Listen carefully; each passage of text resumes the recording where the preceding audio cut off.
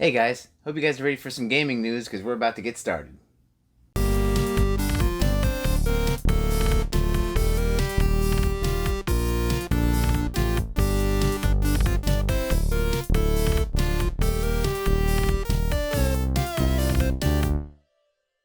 Hey guys, I'm going to make this a quick news video even though there's a bunch of news this week, only because I'm currently packing for a trip which may or may not be cancelled due to the coronavirus.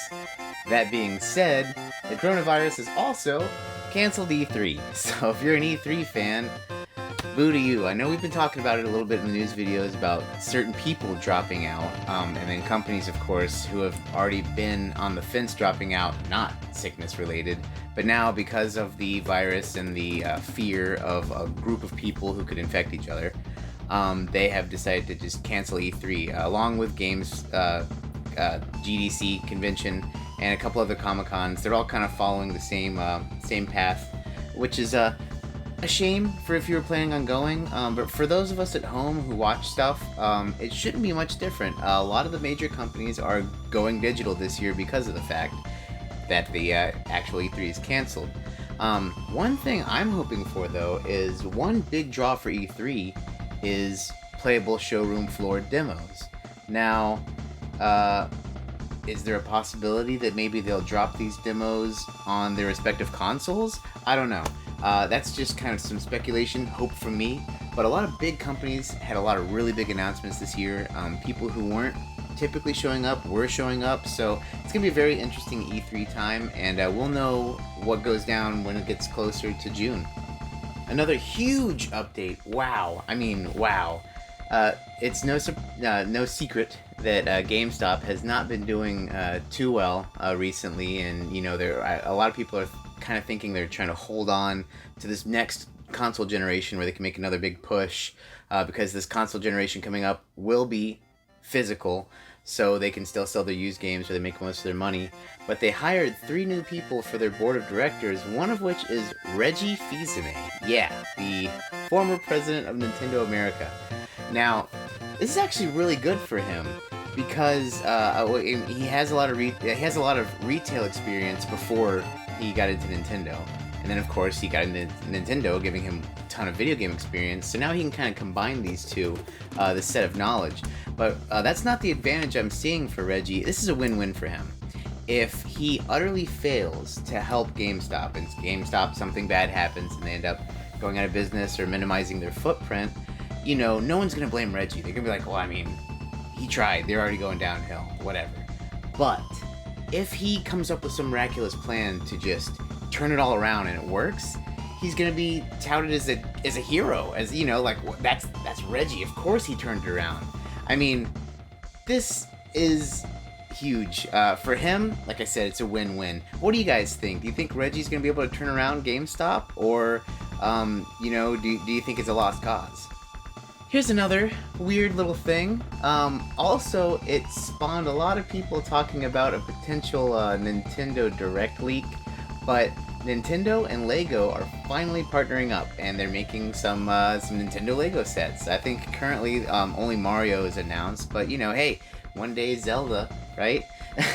But very interesting, very interesting. But a thing that's really interesting about this is in the announcement for it, in fine text at the bottom, it said something to the effect of, as shown in the recent Nintendo Direct, Lego is partnering with Nintendo. And a lot of people were like, the Nintendo Direct? What? For those of you who haven't been keeping up, we are actually in the longest drought of no Nintendo Direct that is since they've started. I think we're at 6+ months now. A lot of people have expected a Nintendo Direct to be out by now, and it just hasn't happened.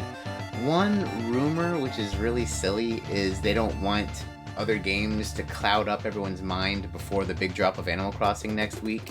So, in theory, if that is the case, then maybe we would have a Nintendo Direct the week after. I'm not buying it. I mean, the people who play Animal Crossing, they're not out there looking for Xenoblade Definitive Edition. Maybe they are, I don't know, but I wouldn't say the large base is. I mean, the people who are getting Animal Crossing, they're already sold on Animal Crossing. They've already pre-ordered it, they're already ready to go. But I don't know, what do you guys think about the Nintendo-Lego partnership? Is that something you're going to jump into, or is that just a passing thing that you'll see on a shelf and ignore? this is another weird kind of leak. This is gonna be really quick into the video, but apparently, and forgive me because I don't have the time to look it up real quick, but apparently there's a band who just tweeted the other day like, "Hey, we're done recording the music for the new 2020 Tony Hawk Pro Skater game, so be looking for that." And everyone was like, "Whoa, hold on, a new Tony Hawk Pro Skater game in 2020 that's what, unannounced?" My personal history with Tony Hawk Pro Skater, I love the series. I actually jumped in with 4. I know most people, it's like, Tony Hawk Pro Skater 2, that's the one. I jumped in with 4 and loved it, and because of that, I couldn't go back to 2, personally. Just because, like, I like the open world aspect with no timer of the world itself on 4. And then 5 came out and everything was ruined. So, I don't know. Like I said, I'm kind of looking forward to this, the idea of this 2020 Tony Hawk Pro Skater. I'd like to maybe dip my toes back into some skating games. What do you guys think? If that's a real thing, is it something you want to check out? Or is it something you're going to pass on because 5 was so bad? So, as always, we're going to end real quick with a comment from last news video. And this one is from, actually, my buddy Dennis. He said, D on the Sega Saturn always scared the pixelated paranormal out of me.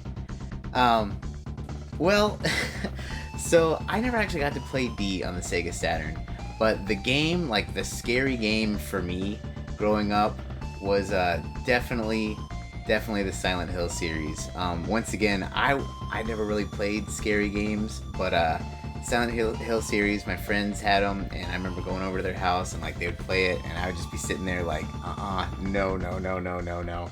But that's just my personal experience. You know, everyone has a love-hate maybe with scary games. I like them, I just can't play them. Anyway, that's going to do it for us in this little quick news video. Thanks for stopping in. Like, dislike if you feel strongly either way about the video. Leave a comment on something we talked about today. And if you haven't subscribed, please do. We're coming up close to 1,000, and I got a really fun video for you guys next Tuesday. So, that being said, hey, take it easy.